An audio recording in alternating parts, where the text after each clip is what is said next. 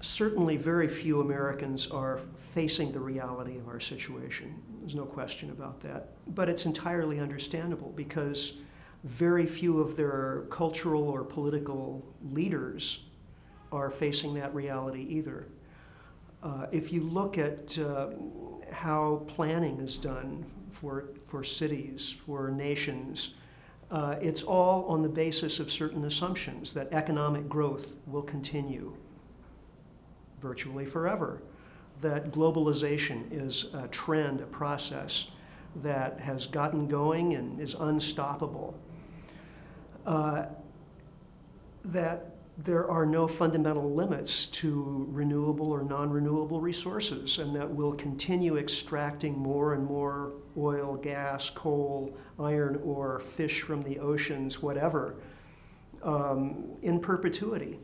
Now, of course, all of these assumptions are profoundly flawed, but you won't find that in the planning documents that are routinely issued by states, counties, U.S. federal government.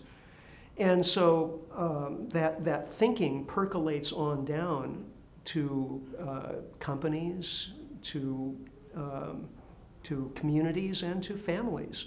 So people just assume that life is going to go on as they've experienced it over the past few decades. They think the 21st century is going to be kind of just like the 20th century, only more so. We'll have more electronic gadgets, and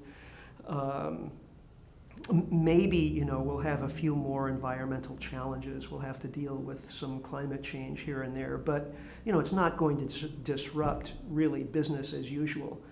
And unfortunately, this is completely wrong-headed. The reality is that the 21st century is going to look extremely different from the 20th.